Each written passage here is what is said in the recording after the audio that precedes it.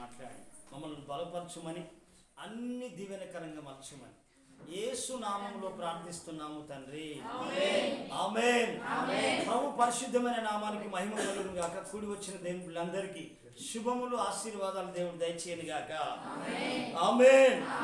చూడండి ప్రియ దేవులారా, ఈ కడవరి దినాల్లో చాలా మంది జీవితాల్లో తప్పిపోతా ఉన్నారు, అనేక విషయాల్లో తప్పిపోతా ఉన్నారు. ఎందుకంటే ప్రియ దేవులారా, అనేక విధాలుగా వాళ్ళ భక్తిలో తప్పిపోతా ఉన్నారు, ప్రార్థనలో తప్పిపోతా ఉన్నారు, వారి ఆధ్యాత్మికమైన జీవితంలో అనేక మంది తప్పిపోతా ఉన్నారు. అందుకే భక్తుడు ఏమంటాడంటే, అయ్యా మేము గొర్రెల వలె మేము తప్పిపోతుంది, గొర్రెల వలె మేము తప్పిపోతుంది. ఎందుకనంటే ఈనాడు కడవరి దినాల్లో చాలా మంది జీవితాల్లో అనేకులు ఏమైపోతున్నారంటే తప్పిపోతా ఉన్నారు. ప్రేదేన్బా అని తప్పిపోయిన ఆ జీవితాలను కనుక మనం చూస్తే, ఎందుకు అనంటే ఒక వ్యక్తి మనం చూడవచ్చు ప్రేదేన్బారా, మనం గనక ఒక వ్యక్తిని గనక మనం చూడవచ్చు. ఎందుకనంటే ఒక వ్యక్తి దేవుని మాట వినకుండా తప్పిపోతా ఉన్నాడు. హల్లెలూయా.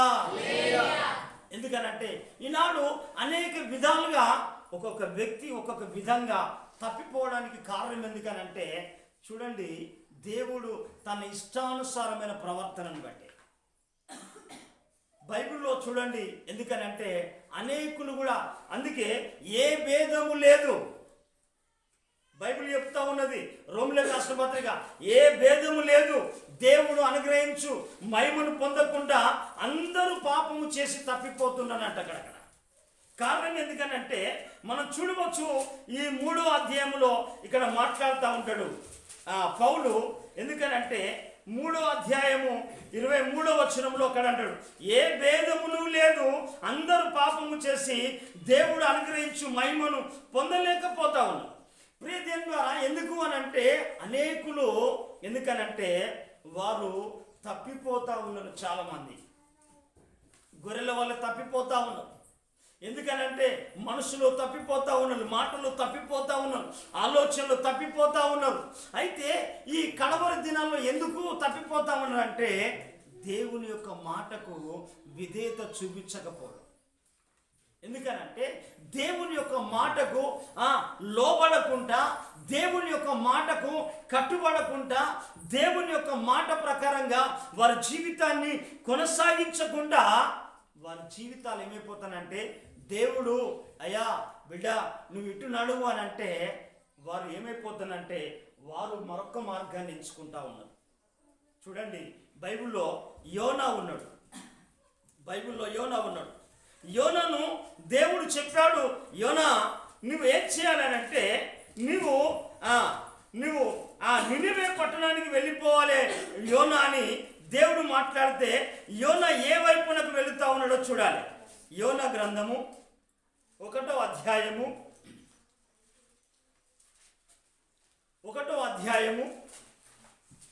చూడండి, ఆ మొదటి వచనాన్ని మనం చదువుదాం. యెహోవాకు అమిత్తై కుమారుడైన యోనాకు ప్రత్యక్షమై ఇలాగు సెలవిచ్చెను, నినవే పట్టణస్థుల దోషము నా దృష్టికి ఘోరమాయను గనుక నీవు లేచి నినవే మహాపట్టణమునకు పోయి దానికి దుర్గతి కలుగునని ప్రకటింపు. అయితే యెహోవా సన్నిధి నుండి తార్షీషు పట్టణమునకు పారిపోవాలని యోనా ఉప్పేకు పోయి తార్షీషునకు పోవు ఒక ఓడను చూసి ప్రయాణమునకు కేవు ఇచ్చి యెహోవా సన్నిధిలో నిలువక ఓడవారితో కూడా తార్షీషుకు పోవుటకు. చూడండి ప్రతినిధి, యోనా ఇటు వెళ్ళు అని అంటే యోనా మరొక వైపుకు వెళ్ళాడు అన్నాడు. ఈనాడు మానవుని యొక్క జీవితాన్ని కనుక చూస్తే దేవుడు బిడ నువ్వు ఈ వైపున నువ్వు ప్రయాణం చేయి, నువ్వు ఇలా జీవించు, ఇలా బ్రతుకు, ఇలా నడువు, ఇలా నీ జీవితాన్ని సరి చేసుకోని దేవుడు మాట్లాడితే ఈనాడు ఏమైపోతుందంటే మానవుడు నా మార్గము నాదే, నేనే అనుకుంటాను. అయితే ఈ విధంగా యోనా జీవితంలో గనక చూస్తే ప్రతిమా మనం చూడాలమ్మా, యోనా తన జీవితాన్ని కనుక మనం చూస్తే యోనా ఏం చేసిందంటే, యోనాను బట్టి ఏం చేసిందంటే ఆ పడవలో ప్రయాణం చేసే వారికి చాలా నష్టం జరిగింది. చాలా మంది వ్యాపారస్తులు ఉన్నారు, చాలా మంది కష్టం చేసుకునే వాళ్ళు ఉన్నారు, చాలా మంది మంచి యోగ్యత కలిగిన వారు ఉన్నప్పటికీ కూడా యోనా ఏం చేసిందంటే యోనా అందరూ కూడా ఈ ప్రమాదం జరుగుతున్న యోనాను బట్టి ఆ ప్రయాణంలో చాలా ప్రమాదం ఎదురైంది. ఎందుకు అనంటే యోనా దేవుని మాటను ధిక్కరించిండు. యోనా దేవుని మాటకు లోబడలే. యోనా దేవుని మాటకు విధేయత చూపించలే. దేవుడు చెప్పినట్టుగా యోనా చేయలే. తర్వాత పరిస్థితులు అయితే ఉన్నాయి, గందరగోళం స్టార్ట్ అయింది, ఇబ్బందులు స్టార్ట్ అయినాయి. యోనా అంటాడు, ఎందుకనంటే అందరు కలిసి ఓడ నాయకుడు అంటాడు, ఓ నాయకుడా, ఓ బిడ్డలారా, మీ దేవుణ్ణి దేవతలను కనుక మీరు ఏం చేసినంటే మీరు ప్రార్థన చేయండి, ఆ దేవుడైనా కాపాడుతాడు కావచ్చని యోనకు ఓడ నాయకుడు చెప్పిన ఓడ నాయకుని మాట కూడా యోన వెళ్ళే. గమనించాలి ప్రజలు బాగా. వినకుండా యోన ఏం చేసిందంటే నిద్రపోయే స్థితిలో ఉన్నాడు. ఎందుకంటే నిద్రపోతుగా తయారు చేసాడు. అంటే యోన ప్రార్థించడం విషయంలో నిర్లక్ష్యపరుడైపోయాడు. ఎందుకనంటే అలా నిర్లక్ష్యం అయిపోయిన తర్వాత, ఎందుకనంటే చూడండి ప్రజల ద్వారా ఇలాగనే మనం చూస్తే ఇదంతా ఎవరిని బట్టి కీడు వచ్చింది అని సంభవించి మనం అడిగితే అక్కడ మనం చూడాలి. నువ్వు కిందిగా చూసేది చెప్పినప్పుడు మీరు ఇటు చూడాలి. ఈ యోన ఎందుకు ఎవరిని బట్టి ఈ నష్టం వచ్చింది అని అడిగితే చీటీలు వేస్తే యోనా పేరు పైన వచ్చేసి. చూడండి, మనం యోనా గ్రంథము 1వ అధ్యాయము 6వ వచనము 7వ వచనము చదువుదామా?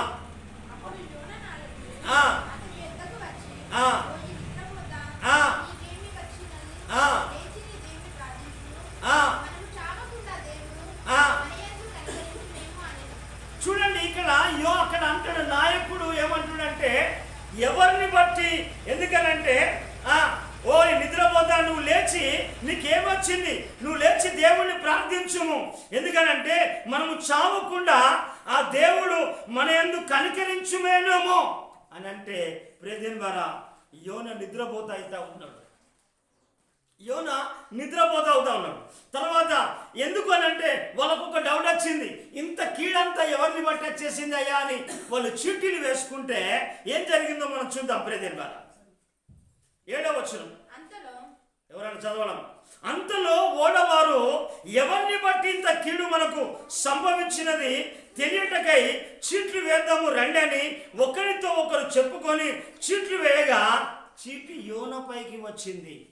గమనించాలి ప్రియ దేవులారా, యోన ఎందుకనంటే యోన తన జీవితాన్ని చూడండి దేవునికి లోబడకుండా ఏం చేసిందంటే యోన జీవితం సాగుతాంది. ఈనాడు కూడా చూడండి, మనం చూడాలి. ఎందుకనంటే అక్కడ వాళ్ళందరూ కూడా ఏం చేసిందంటే వారి వ్యాపారాలను, ఎందుకనంటే వారికి ఉన్న సమస్తమును కూడా ఆ ఓడ చాలా బరువై ఉన్నదని ఆ ప్రమాదం నుంచి తప్పించడానికి సరుకులన్నీ పారవేయవలసి వచ్చేసింది. అంటే వాళ్ళు అక్కడ ఏం చేసిందంటే ఈ యోనను బట్టి చాలా మంది నష్టపోయినట్టుగా మనం చూడవచ్చు. హల్లెలూయా. అందుకే ఈ మనం గనుక చూడండి ప్రజల ద్వారా, ఎందుకంటే ఈ యోన ఎందుకు అనంటే యోన దేవుని మాట వినని వాడిగా ఉన్నాడు. ఎప్పుడైతే దేవుని మాట మనం వినమో, ఎందుకనంటే ఎవరైతే వినరో వారి జీవితంలో ఒక నష్టము ఎందుకనంటే సంభవిస్తా ఉంటుంది. ఎందుకు అనంటే బైబిల్ చెప్పినట్టుగా, ఎందుకనంటే ప్రతిదీ కూడా సృష్టిలో ప్రతిదీ కూడా దేవుని మాటకు లోబడతా ఉన్నది. కానీ కొంతమంది భక్తులు దేవుని మాటకు లోబడట్లేదు.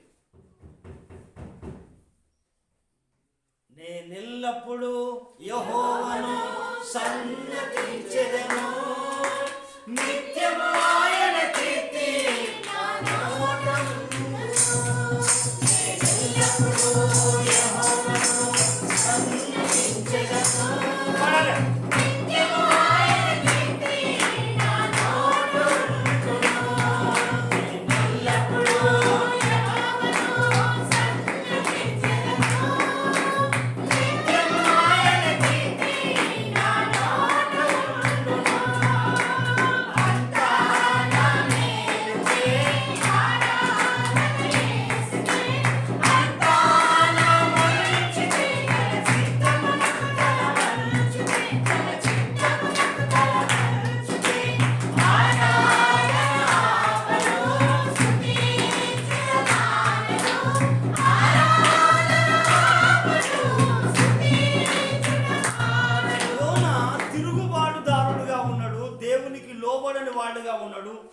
యోనా అనేకుల్ని నష్టములో పడవేసేవాడుగా ఉన్నాడు.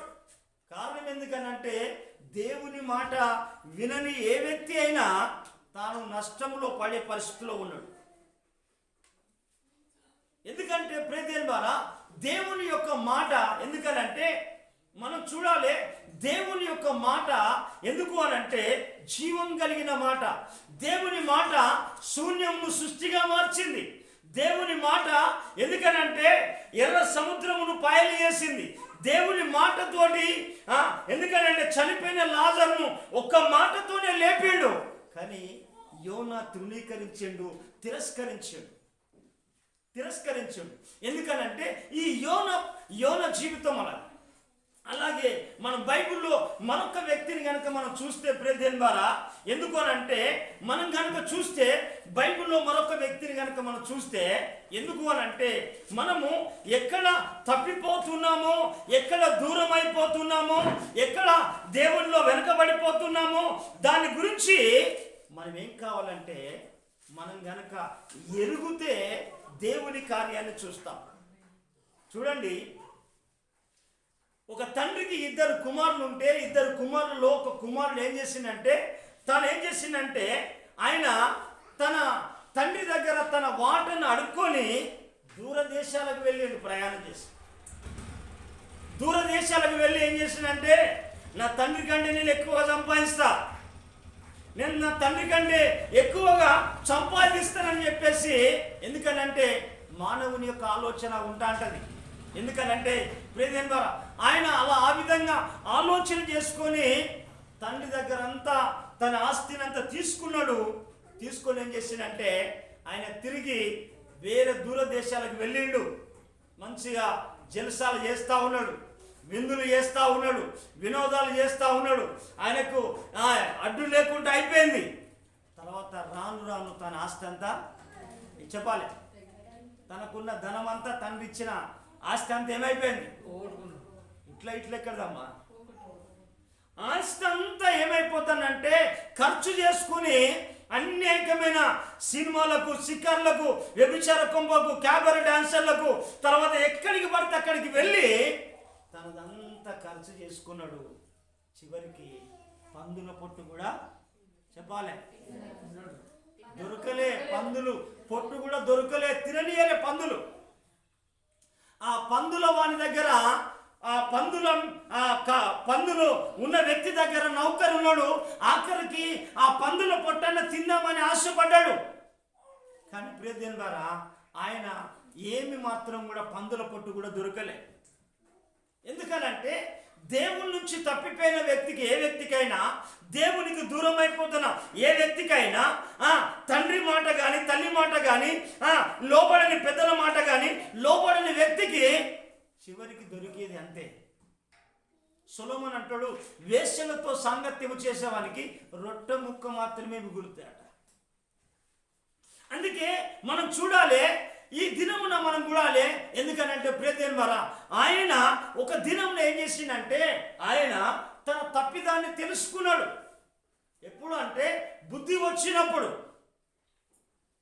ఎందుకనంటే ఒక వ్యక్తికి ఎప్పుడు మేలుకు వస్తుందంటే, ఎందుకనంటే తను నష్టపోయిన తర్వాతనన్నా, తను వ్యాధిగ్రస్తుడైనాకనన్నా, తర్వాత అందరూ తృణీకరించినప్పుడన్నా, అందరూ త్రోసివేసినప్పుడన్నా, ఆ తర్వాత ఏమీ లేని నిస్సాయ స్థితిలోకి ఎప్పుడైతే అత్తడో అప్పుడే అర్థమైతే తప్ప దేవుడు ఎప్పుడు అప్పటి వరకు అర్థం కాదు. పందులు పొట్టు తిందామన్నా కానీ ఎక్కడికి వెళ్ళిండు, పందులు తిననివ్వలే. ఎందుకనంటే దేవుని మాట దాటిపోయిన వ్యక్తి కూడా, ఏ వ్యక్తి కూడా ఏమైపోతానంటే అదే స్థితి సంభవిస్తా ఉంటది.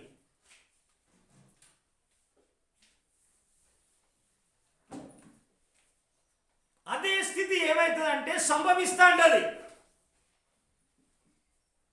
అదే స్థితి సంభవిస్తా ఉంటది. ఎందుకనంటే ఇక్కడ ఆ వ్యక్తికి అదే సంభవించినట్టుగా మనం చూడవచ్చు. ఇక్కడ మన బైబిల్ గ్రంథంలో లూకా సువార్త చూడండి, లూకా సువార్త 15వ అధ్యాయం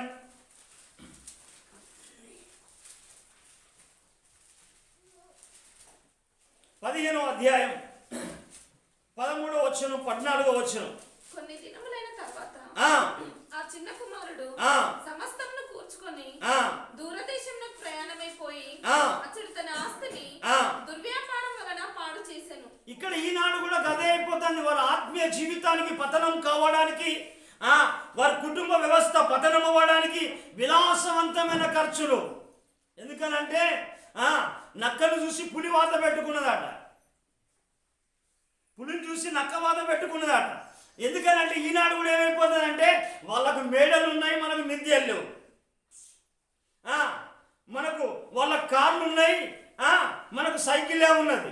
ఎందుకనంటే ఏం చేసిందంటే పులిని చూసి నక్క వాత పెట్టుకున్నట్టుగా లేని వాటిని కూడా కోరుకొని ఏం చేసిందంటే ఇదంతా అమ్ముతే, ఇదంతా తీసుకొని వెళితే మనం వ్యాపారం చేయవచ్చు, దూరదేశాలకు వెళ్ళిపోతే ఇంకా చాలా బలపడవచ్చు, చాలా బాగుండవచ్చు అనుకొని ప్రయాణాలు చేసే వాళ్ళ స్థితి అది. చివరికి దొరికేది ఏమి దొరకదు. అయితే ప్రయాణం అయిపోయిన తర్వాత ఏమైపోయిందంటే అంతా అక్కడ తన ఆస్తి అంతా దుర్వ్యాపారం వల్ల చెడిపోయిన పాడైపోయింది. అంతయు ఖర్చు చేసిన తర్వాత దేశమందు గొప్ప కరువు రాగా వాడు ఇబ్బంది పడసాగిండు. కరువు వచ్చేసింది, అంత అయిపోయింది కూడా, కరువు కూడా వచ్చేసింది. ఉన్నప్పుడు కరువు వస్తేనేమో మంచిగుండు. అయితే నీ జీవితంలో కూడా ఎందుకనంటే ఒక్కొక్కరి జీవితంలో కూడా, ఎందుకంటే అతని జీవితంలోకి వచ్చిన పరిస్థితులు కూడా ఈనాడు అనేకులకు సంభవిస్తూ ఉన్నాయి. కానీ ఏం చేస్తున్నానంటే ఇదంతా కాదు, నేను చేసిన తప్పు కాదు అనుకుంటా, నేను చేసిన పొరపాటు కాదు, నేను చేసిన నష్టం కాదు. ఎందుకనంటే యోన అనుకున్నాడు ఏంటంటే యోనను బట్టి జరిగింది ఆ నష్టం. ఎవరిని బట్టి జరిగింది? ఈ వ్యక్తిని బట్టి కూడా అక్కడ జరిగింది. అంతా అయిపోయింది. తర్వాత కరువు వచ్చినప్పుడు ఏం చేసిండో చూడమ్మా. కరువు అక్కడ ఇబ్బంది పడసాగి వెళ్ళి ఆ దేశస్థులలో ఒకని చెంత చేరెను. అతడు పందులను మేపుటకు తన పొలంలోనికి వాణ్ణి పంపెను. వాడు పందులు తిను పొట్టుతో తన కడుపును నింపుకొని ఆశపడను గాని ఎవడును వానికి ఏమీ. చూడండి, మనం చూడాలి అక్కడ పందుల పొట్టుతోడు తిందామన్నా దొరకలే. ఎందుకంటే దేవుని మాట విననప్పుడు కూడా ఎవరి జీవితంలో కూడా ఎందుకనంటే ఏది కూడా దొరకదు. దేవుడు చెప్పిండు నాకు ఎందుకంటే నాకు వేరుగా ఉండి నువ్వేమి చేయలేవు. యోనా, నువ్వు నాకు వేరుగా ఉండి నువ్వేం చేయలేవు. ఎందుకనంటే తనకు వేరైన ఒక పట్టణమైన కానీ, చూడండి బైబిల్లో చూడండి, మార్కు సువార్తలో చూడవచ్చు, తనకు వేరైన ఒక పట్టణం కానీ లేకుంటే ఒక ఇల్లు కానీ ఒక గ్రామం కానీ ఏదైనా కానీ ఏం చేసిందంటే వేరుగా ఉన్న పట్టణం కానీ ఇల్లు కానీ ఏం చేసిందంటే అది నిలువదాట అని బైబిల్ గ్రంథంలో మనం చూడవచ్చు. చాలా మంది జీవితంలో ఎందుకనంటే అనేక మంది జీవితంలో వేరైన ఒక కుటుంబం కానీ నిలవది. చూడండి మార్కు సువార్త 3వ అధ్యాయం 24-25 వచ్చిన చూడండి, ఒక రాజ్యము తనకు తానే విరోధంగా వేరుపడిన ఎడల ఆ రాజ్యము నిలవనేరదు. ఒక ఇల్లు తనకు తానే విరోధంగా వేరుపడిన ఎడల ఆ ఇల్లు నిలవనేరదు. చూడండి, సంఘం నుంచి ఒక కుటుంబం వేరైనా లేకుంటే ఒక వ్యక్తి వేరైనా వారి జీవితంలో వేరైనా ఏదైనా కానీ, ఎందుకనంటే దేవుడు అన్నాడు నేను నా సంఘాన్ని కడతా, దాని ఎదుట పాతాళ లోక ద్వారాలు నిలవలేదు. నీకు విరోధంగా రూపబడిన ఏ ఆయుధం వర్ధలేదు.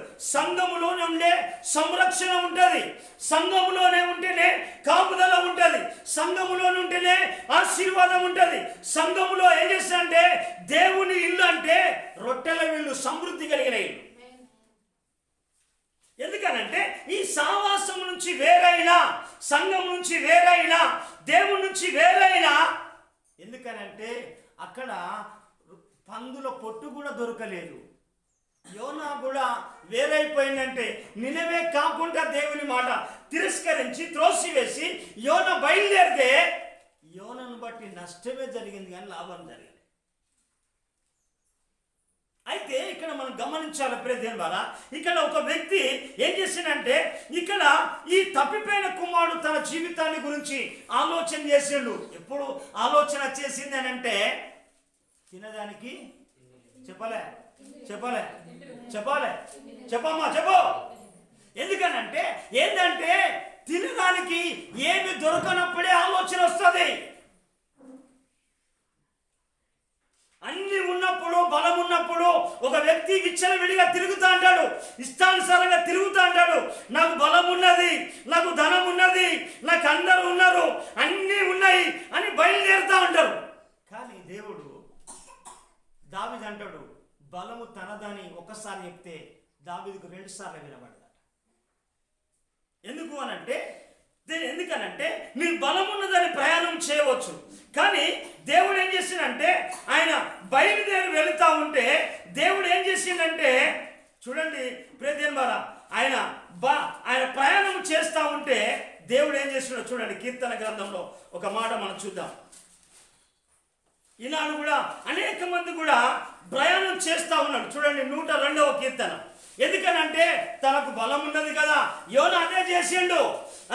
ఇక్కడ ఆయనాడు ఒక చిన్న కుమారుడు కూడా ఏం చేసిండంటే తనకు ఆస్తి ఉన్నది. చూడండి 102వ కీర్తన 23వ వచనం మనం చదువుదామా. నేను ప్రయాణము చేయుచుండగా ఆయన నా బలమును కృంగజేసెను, నా దినములు కొద్దిపరచెను. ఎందుకనంటే నువ్వు అనుకుంటున్నావు, ఎందుకనంటే నాకు బలం ఉన్నది, నాకు బలగం ఉన్నది, నాకు అండదండలు ఉన్నాయి, నాకు అన్ని ఉన్నాయి. కానీ ఆఖరికి పందుల పట్టు దొరకలే. యోనాను బట్టి నష్టము జరిగింది. ఏ కుటుంబం అయితే వేరైతుందో, ఏ వ్యక్తి అయితే దేవుని నుంచి వేరైతుందో తన స్థితిని చూడు, గమనించు. తన పరిస్థితులు ఎలా ఉన్నాయి, తన పిల్లల పరిస్థితి ఎలా ఉన్నాయి, తన కుటుంబంలో ఎలా ఉన్నారో. ఎందుకనంటే మన సావాసం నుంచే వేరైపోయిన వ్యక్తులను అడగండి, మీరు క్షుణ్ణంగా అడగండి. ఎందుకు అనంటే ప్రియదేవన్ బాగా, ఎందుకు అనంటే వారి ప్రయాణ పరిస్థితిని చూడండి. ఎందుకు అనంటే వాళ్ళు ఏమైనా యోగ్యంగా ఉన్నారా, వాళ్ళు ఏమన్నా మంచిగా ఉన్నారా, వారు ఎలాంటి స్థితిలో ఉన్నారో మనం గమనించాలి. బయటి అలంకరణ కాదు, నిజం తెలుసుకొని మాట్లాడు.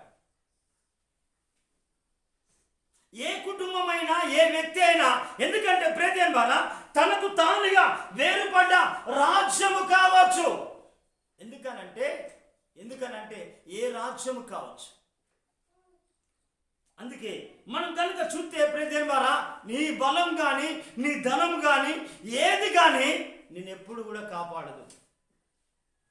అయితే ఆ వ్యక్తి చిన్నగా ఏం చేసిందంటే ప్రియదేవన్ బాగా అంత టోటల్ కాలేనికనే అర్థమవుతుంది. నువ్వు ఖాళీ కాకపోతే నువ్వు ఆలోచన చేసుకోవాలి, నేను ఎక్కడ ఫెయిల్ అయిపోతున్నా, ఎక్కడ తప్పిపోయినా. అంత కాల్ అయిపోయిన తర్వాత ఏమి అందరు క్లోజ్ అయిపోయినాయి. కానీ ఇక్కడ అతనికి బుద్ధి వచ్చినప్పుడు ఎందుకంటే ప్రియదేవన్ బాగా అంతకు ముందు బుద్ధి ఏం చేసింది. ఎందుకనంటే ఇక్కడ మనం చూడవచ్చు, బైబిల్లో మనం చూడవచ్చు ఏమంటాడంటే మీరు బుద్ధి జ్ఞానం లేని కంచర గాడిదల వలె మీరు ఉండకూడదు. బుద్ధి జ్ఞానం లేని కంచర గాడిదల వలె మీరు ఉండకూడదు అని అంటాడు బైబిల్లో. ఎందుకనంటే బుద్ధి అనేది చాలా ప్రాముఖ్యమైనది. బుద్ధి జ్ఞానంలో సర్వ సంపదలు ఆయన యందే గుప్తమై ఉన్నాయి. బుద్ధి జ్ఞానంలో సర్వ సంపదలు యేసయ్యలో గుప్తమై ఉన్నది.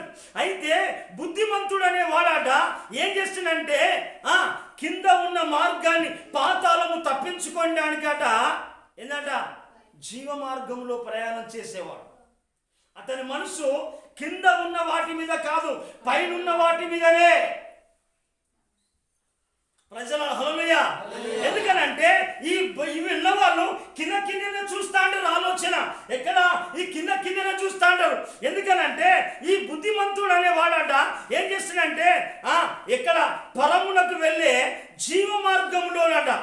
చూడండి బైబిల్ గ్రంథంలో సామెత గ్రంథంలో మనం చక్కగా చూడవచ్చు. చూడండి సామెతల గ్రంథం 15వ అధ్యాయం 15వ అధ్యాయం 24వ వచనం.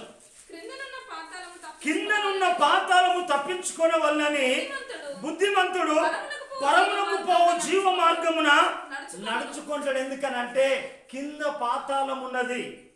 అయితే ప్రియదేవ ద్వారా నువ్వు ఎక్కడ తప్పిపోయినవో ఈ దినమున దేవుడు నువ్వు హెచ్చరిక చేస్తా ఉన్నాడు. నువ్వు ఆలోచన చెయ్యి. ఎందుకు నువ్వు ఆలోచన చేసి నీ డబ్బు మీద కాదు, నీ బలం మీద కాదు, నీ ధనం మీద కాదు, ఒక వ్యక్తుల పైన మీద కాదు నీ జీవితం అమర్చుకునేది. ఎందుకనంటే మన మనసు కింద ఉన్న పాతాలను తప్పించుకున్నట బుద్ధిమంతుడు పరమునకు పోవు జీవ మార్గమును నడుచుకుంటా ఉన్నాడు. అంటే పౌలు చెప్తా ఉన్నాడు కొలస్సీ పత్రికకు, ఎందుకంటే ప్రియ దేవుని బిడ్డలారా, మీ కింద కాదు నీ మనసు, పైన దాని పెట్టు మనసు పైన. ఎందుకనంటే క్రీస్తు దేవుని కుడి పార్శ్వమందు ఉన్నాడు, మీ జీవము ఆయన యందు దాచబడి ఉన్నది. చూడండి కొలస్సీలకు రాసిన పత్రిక, ఎందుకు బుద్ధి వచ్చినప్పుడు మాట్లాడుతున్న మాటలు. కొలస్సీలకు రాసిన పత్రిక 3వ అధ్యాయము 1వ వచనమా, మీరు క్రీస్తుతో కూడా లేపబడిన వారైతే పైన వాటిని వెతకుడి, అక్కడ క్రీస్తుని దేవుని కుడి పార్శ్వమున కూర్చుని ఉన్నాడు. చూడండి ఎందుకనంటే చూడండి ఏమంటాడంటే పైనున్న వాటి మీదనే కానీ భూ సంబంధమైన వాటి మీద మనసు పెట్టుకోకు. ఎందుకనంటే ఇక్కడనే మన ప్రయాణం చాలా మందికి ఏంటంటే ఇక్కడనే ప్రయాణం స్టార్ట్ అవుతుంది. ఆయనకున్న ఆలోచన ఏంటంటే నేను వ్యాపారం చేస్తా, ఖతర్నాకి మా అయ్యను నేను నౌకరు పెట్టుకుంటా అనుకున్నాడు. ఈనాడు కూడా చాలా మంది ఎందుకనంటే ఉద్యోగం ఉన్నదనే గర్వం, డబ్బు ఉన్నదనే గర్వం, అందం ఉన్నదనే గర్వం, అందరు ఉన్నారనే గర్వం, అన్ని ఉన్నదనే గర్వం.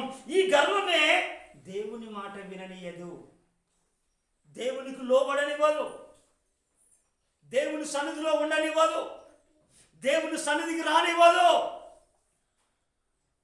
దేవుణ్ణి కలుసుకోనివ్వదు, దేవుణ్ణి చూడనివ్వదు, దేవుణ్ణి విననివ్వదు, దేవునిలాగా మారనివ్వదు.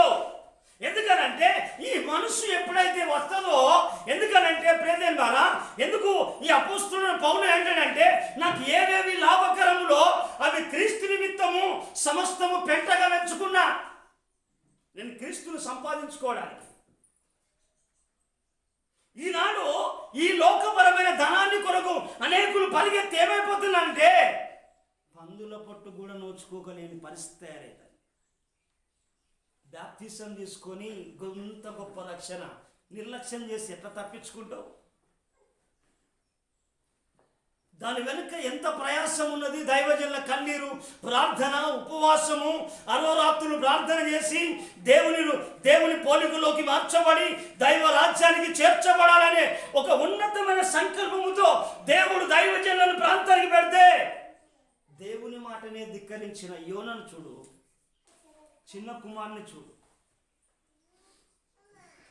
అందుకే ప్రియదేవులారా ఇక్కడ అంటాడు పౌలు మాట, ఎందుకంటే పైనున్న వాటి మీదనే కానీ భూ సంబంధమైన వాటి మీద మనసు పెట్టకూడదు. ఎలాగనగా మీరు ఈ విషయమై చనిపోవాలి, లోకాశల విషయమై. లోకములో ఏమంటాడు దేవుడు అంటాడు, నీకు ఒకనికి ధనం హెచ్చించిన లక్ష్య పెట్టకు, వాని ఘనత వాని వెంట దిగదు, ధనం వాని వెంట రాదు. అది ధనము శాశ్వతం కాదు, బంగారం శాశ్వతం కాదు, ఏది శాశ్వతం కాదు, దేవుడే శాశ్వతములే. అయితే చూడండి అక్కడ, ఎందుకంటే మీరు ఏలైనగా మీరు మృతి పొందిరి దీని విషయమై మీ జీవము క్రీస్తుతో కూడా దేవుని యందు దాచబడి ఉన్నది. చప్పలు కొట్టి ప్రభుని కనప. మీ జీవం క్రీస్తుతో కూడా దేవుని యందు దాచబడి ఉన్నది.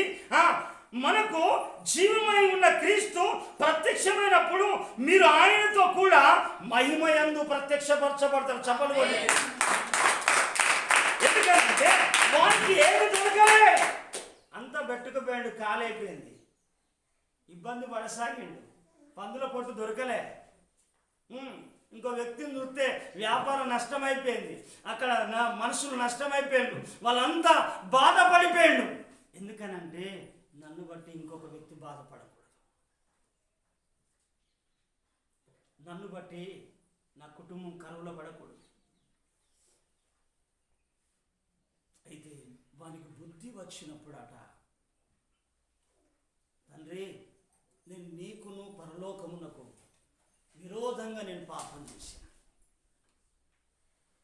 దేవునికి ఇష్టమైన పదం ఎందుకనంటే ఆయన తప్పిపోతే, ఎందుకనంటే పౌలు అంటాడు, ఏమంటాడంటే నేను తెలియక చేసిన కాబట్టి కనికరింపబడతాం.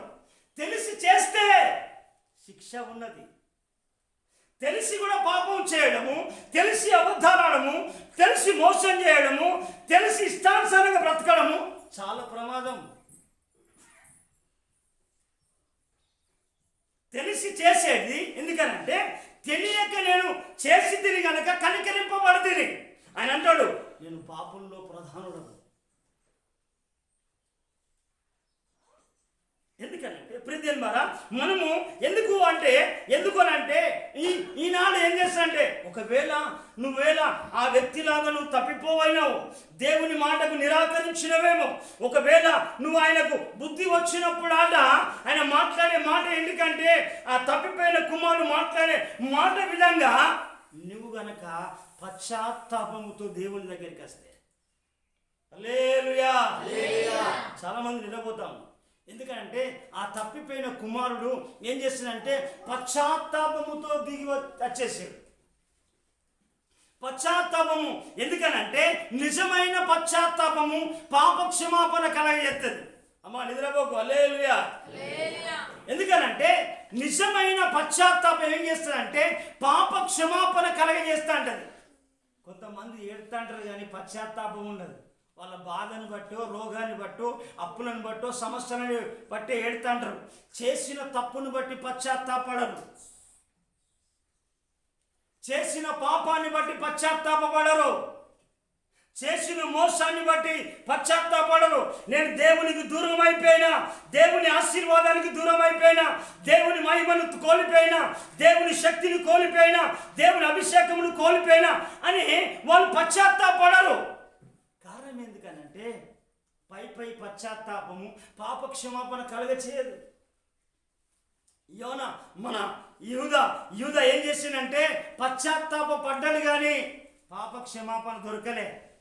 యూదా తిరిగి ఏం చేసిందంటే ఆయన పాప క్షమాపణ దొరకకపోతే తనకు తానే ఉరి పెట్టుకొని చనిపోయాడు.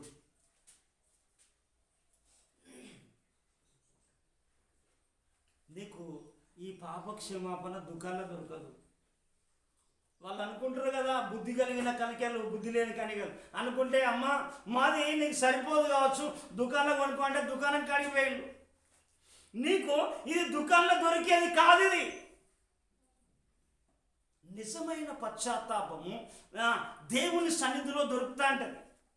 ఎందుకనంటే ఆ పశ్చాత్తాపమే పాప క్షమాపణ కలగజేస్తా అంటది. దైవ చిత్తానుసారమైన దుఃఖము రక్షణార్థమైన మారు మనసును కలగజేస్తా అంటది. మార్పు జరుగుతూ ఉంటది. కుటుంబంలో మార్పు, వ్యక్తిలో మార్పు, తన మాటల్లో మార్పు, ఆలోచనలో మార్పు, తన ఆత్మీయ జీవితంలో ఒక మార్పు కలిగిందే నిజమైన పశ్చాత్తాపం. అందుకే ఏం చేసిందంటే యూదకు అది దొరకలే. యూద వెళ్ళింది ఏం చేసిందంటే ఆయన యేసుప్రభును అప్పగించుకున్నాడు. తర్వాత అయ్యా నేను నిరపరాధని అప్పగించిన పాపం చేసినంటే పాప క్షమాపణ కాలం అయిపోయింది. దీని వల్ల గమనించాలి. ఎందుకనంటే ఇక్కడ ఆయన ఏం చేసిందంటే ఆ చిన్న కుమారుడు అయ్యా నేను పరలోకమునకును ఎందుకంటే నా తండ్రికి కూడా నేను విరోధంగా పాపం చేసినని చెప్పేసి నీ కుమారుడు అనిపించుకోవడానికి నేను యోగ్యుని కాను అని పశ్చాత్తాపడతా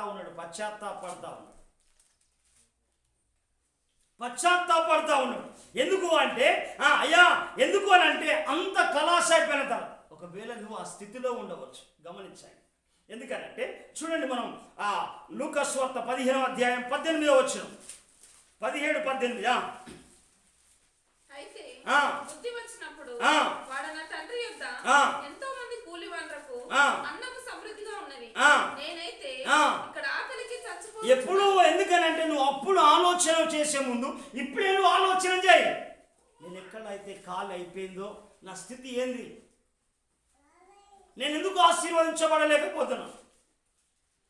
ఎందుకనంటే దేవదూత కదిలిచ్చినప్పుడల్లా అందరూ బాగైతాడు, వాడు అక్కడనే ఎందుకు పడి ఉన్నాడు? నువ్వు అలాగే అదే స్థితిలో నువ్వెందుకు ఉన్నావు? కొన్ని సంవత్సరాలు అయితే నువ్వు బ్రతికెందుకు మారట్లేదు? నువ్వు ఎందుకు ఆశీర్వదించబడతలేవు? ఎందుకు అభిషేకించబడతలేవు? ఎందుకు దీవించబడతలేవు? ఎందుకు ప్రభు పోలికలోకి మార్చబడతలేవు? గమనించాలి మనం. ఎందుకనంటే వాక్యముని దగ్గరికి వచ్చినప్పుడు రిసీవింగ్ చేసుకొని పశ్చాత్తాపడి ఎప్పుడైతే అతనికి వచ్చేసిందో అంటాడు, అయ్యా నేనైతే ఆకలితో చచ్చిపోతున్నా, నా తండ్రి ఇంట్లో సమృద్ధి ఉన్నది. దేవుని మందిరము ఏంటిదంటే రొట్టెల ఇల్లు, సమృద్ధి కలిగిన ఇల్లు. నయోమి ఏం చేసిందంటే అక్కడ కరువు వచ్చిందని తన పిల్లలను తన భర్తను తీసుకొని వెళ్ళింది. క్షేమంగా ఉన్నదంటారా? క్షేమంగా ఉన్నదా? ఉరుకుల మీద ఉరికింది ఉరికింది ఉరికింది. ఏం చేసిందంటే ఉరికి ఏం చేసిందంటే భర్త పుట్టుకుమన్నాడు, తర్వాత కొడుకులు, తర్వాత ఆఖరికి దేవుడు దర్శిస్తాడు అప్పుడు విన్నది. దేవుని వేళ ఎందుకనంటే నిజంగా మనం ఏం చేయాలంటే దేవుని సన్నిధిని ఎప్పుడు మనం కూలిపోకూడదు దేవుని పిల్లలు. అందుకే అక్కడ అంటాడు, నేను సమృద్ధితో ఉంటిని నా తండ్రి ఎందుకంటే నా తండ్రి వద్ద ఎంతో మంది కూలివాళ్లకు అన్నము సమృద్ధిగా ఉన్నది, నేనైతే ఇక్కడ ఆకలితో చచ్చిపోతున్నాను. ఎప్పుడు వచ్చింది? బుద్ధి వచ్చినప్పుడు పశ్చాత్తాపడతా ఉన్నాడు. చూడండి, ఎప్పుడైతే ఎందుకంటే ప్రజెంట్ పశ్చాత్తాప పడతా అండి. చదవమా, నేను లేచి నా తండ్రి ఎదుకు వెళ్ళి, తండ్రి నేను పరలోకమునకు విరోధంగాను నీ ఎదుట పాపం చేస్తుని. చూడండి ప్రజెంట్ తన తప్పుదాన్ని ఏం చేస్తున్నాడంటే గమనిస్తా ఉన్నాడు. మనం ఏంటంటే మనం అనేక విషయాల్లో తప్పిపోతున్నాం. మనం ఎక్కడ తప్పిపోయినామో మనం పశ్చాత్తాపడాలి దేవునికి. ఏ పరిస్థితితో కోల్పోయినామో మనం పశ్చాత్తాపడాలి. ఏ ప్రార్థన జీవితాన్ని కోల్పోయినామో మనం పశ్చాత్తాపడాలి. ఏ దర్శనం కోల్పోయినామో మనం పశ్చాత్తాపడాలి. ఏ ఫలాన్ని అయితే కోల్పోయినామో మనం పశ్చాత్తాపడాలి.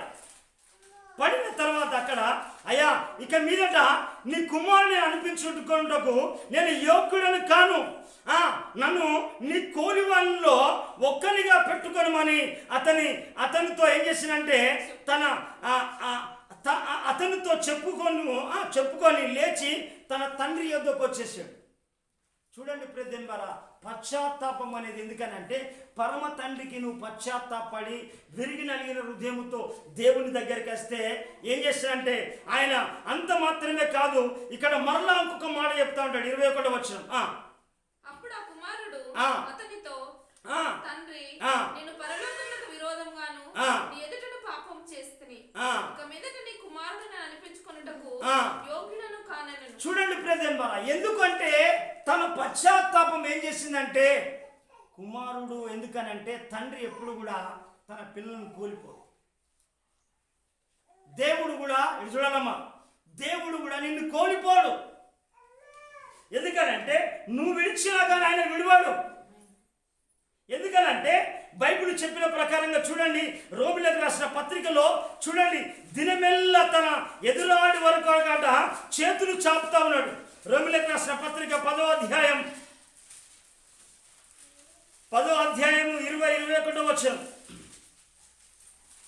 మరియు యెషయా తెగించి నన్ను వెతుకని వారికి నేను దొరుకుతిని, నన్ను విచారింపని వారికి ప్రత్యక్షమైతే నేను చెప్పుచున్నాడు. అయితే ఇశ్రాయేళ్ల విషయం అయితే అవిధేయులై ఎదురాడు తన ప్రజలకు దినమంతయు తన చేతులు చాపుతా ఉన్నాడు. వెల్కమ్ బిడ్డ, వెల్కమ్ వెల్కమ్. ఎందుకనంటే తప్పిపోయి వచ్చిన తర్వాత తండ్రి ఏం చేస్తున్నాడంటే వాడిని దూరం నుంచే చూసి వాడు వస్తున్నది చూసి ఏం చేసినంటే తండ్రి కనికెర పడ్డాడు. కనికెర. హల్లెలూయా. చూడండి ఆ మాట చదవమ్మా, 20వ వచనం. వాడు వాడు ఇంకా దూరంగా ఉన్నప్పుడు తండ్రి వాడిని చూచి కనికరపడి పరిగెత్తి మెడ మీద పడి ముద్దు పెట్టుకున్నాడు. ప్రేదేంద్ర పరమ తండ్రి కూడా నువ్వు పశ్చాత్తాపముతో వస్తా అంటే పరిగెత్తుకొని నీ దగ్గరికి వస్తా అంటాడు, పరిగెత్తుకొని వస్తా అంటాడు. ఎందుకు పరిగెత్తుకొని వచ్చేసి ఏం చేసిందంటే దూరంగా ఉన్నప్పుడే వాడిని చూసి కనికరపడి పరిగెత్తుకొని వచ్చి మెడ మీద పెట్టుకొని ముద్దు పెట్టుకుంటాడు. అది ప్రేమకు సూచన. దేవుడు నిన్ను ఎప్పటికి కూడా ప్రేమిస్తూనే ఉన్నాడు. ఎందుకంటే దేవుడు లోకాన్ని ఎంతగానో ప్రేమించాను. ఎందుకంటే ఈ కనికరం ఎలా ఉండాలి అని అంటే నువ్వు ఎందుకనంటే నన్ను ప్రేమించి నా ఆజ్ఞలు గైకొని వాడిని 1000 తరాల వరకు కనికరించేవాడు. చప్పలు కొట్టి ప్రభుని చూడండి. చూడండి మరొక మాట చూడండి. నిర్గమకాండం 20వ అధ్యాయం. నన్ను ప్రేమించి నా ఆజ్ఞలు అనుసరించి నడుచువారి కన్నా నేను 1000 తరాల వరకు కనికరించేవాడనట. అంటే నువ్వు ఆయనను దేవుడు నిన్ను ప్రేమించే దేవుడని నిర్లక్ష్యము చేయకుండా చూడండి. నిర్గమకాండం 20వ అధ్యాయము 6వ వచనం. నన్ను ప్రేమించి నా ఆజ్ఞలు గైకొని వారిని 1000 తరాల వరకు కరుణించేవాడు. అంటే తండ్రి అయిన దేవుడు ఏం చేస్తున్నాడంటే తన కుమారుని ఎలా దూరం నుండే పరిగెత్తుకొని వచ్చేసి కనికరపడి మెడపైన ముద్దు పెట్టుకున్నాడు. అంత మాత్రమే కాదు, ఇంకా ఆ కొడుకు పశ్చాత్తాపడితేనే ఉన్నాడు. ఆ కొడుకు అయ్యా నేను పాపం చేసినయ్యా, నీ కుమార్ని కానయ్యా అని బతిమలాడుతాడు కూడా. ఏం చేసిందంటే అయితే ఆ తండ్రి ఏం చేస్తున్నాడో చూడండి. లూకా సువార్త 15వ అధ్యాయం 22వ వచనం. చూడండి. అయితే తండ్రి తన దాసులను చూసి ప్రశస్త వస్త్రము త్వరగా తెప్పించండు. ఎందుకనంటే దేవుని స్వభావాన్ని కోల్పోయిండు కుమారుడు. దైవ స్వభావం కోల్పోతే అతనికి ప్రశస్తమైన వస్త్రాలను దేవుడు అతనికి ఇస్తా ఉన్నాడు. ఎందుకనంటే పోయిపోయిన ఆ పశ్చాత్తాపంతో వచ్చినప్పుడు ఆ కోల్పోయిన స్వభావాన్ని ఏం చేసిందంటే దైవ స్వభావాన్ని మరలా ప్రశస్తమైన వస్త్రాలు తనకి ఇస్తా ఉన్నాడు. త్వరగా తెచ్చి ఏంటంటే త్వరగా తెచ్చి వీనికి కట్టి అంటే మరలా కోల్పోయిన అధికారాన్ని మరలా కుమారుడానికి అధికారాన్ని ఇస్తా ఉన్నాడు. చూడండి ఎందుకు అని అంటే సమాధాన జీవితాన్ని ఇస్తా ఉన్నాడు. ఒకప్పుడు ఆయనకు వెళ్ళినప్పుడు దూరదేశాలకు వెళ్ళినప్పుడు సమాధానం లేదు. సమాధానమైన జోళ్ళను పెట్టి ఎందుకనంటే ఉంగరాన్ని అధికారాన్ని ఇచ్చేశాడు. తర్వాత తన పాదముల కాడ ఏం చేసినంటే సమాధానం అనే జోళ్ళను చేసేసి దేవుడు బిందు చేశాడు. ప్రభు అట్టి కృప దేవుడు మనకు దయచేయను గాక. ఆమేన్.